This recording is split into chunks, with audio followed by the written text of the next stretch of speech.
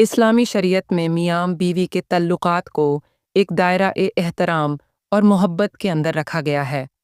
चारों फ़िक़ही मज़ाहिब इसमें उमूमी आज़ादी देते हैं, मगर कुछ उसूलों और आदाब के साथ। हनफ़ी फ़िक़्ह के मुताबिक मियाँ बीवी के दरमियान जिनसी तल्लुक जायज़ है, सिवाय चंद हुदूद के। हैज़ या निफास के दौरान मुबाशरत जायज़ नहीं। पिछले मकाम यानी दुबुर से मुबाशरत सख्ती से मना है। जहाँ तक बीवी के मुंह पर इंजाल का मामला है, तो अगरचे इस पर कोई सरीह मना मौजूद नहीं, ताहम अगर इससे बीवी को अजियत हो या वह इस पर रजामंद न हो, तो इसे नापसंदीदा यानी मकरूह समझा जाता है।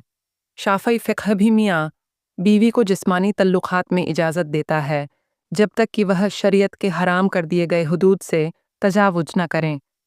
ताहम अदब, हया और इज़्ज़त के तकाज़ों को सामने रखते हुए ऐसे अफ़आल जैसे मुंह पर इंजाल को खिलाफ मुरव्वत और नापसंदीदा करार दिया जाता है, इसलिए इससे बचना बेहतर समझा गया है। मालिकी फ़िक़्ह में फ़ितरत से हटकर की जाने वाली हरक़ात को नापसंदीदा समझा जाता है, अगरचे उन्हें सराहतन हराम नहीं कहा जाता, लेकिन अगर वह बीवी के लिए अज़ियत का बाइस बने तो उनसे एहतियात को अफ़ज़ल करार दिया जाता है।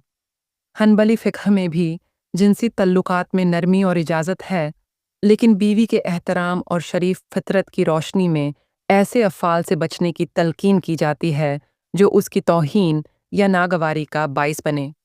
इस्लाम मियाँ बीवी के तल्लुकात में मोहब्बत, अदब और बाहमी रजामंदी को बुनियाद बनाता है। ऐसे आमाल जो बीवी के लिए अज़ियत, शर्मिंदगी या कराहत का बाइस बने, उनसे बचना बेहतर है, अगरचे वह बाज़ सूरतों में शरीयतन हराम न भी हों।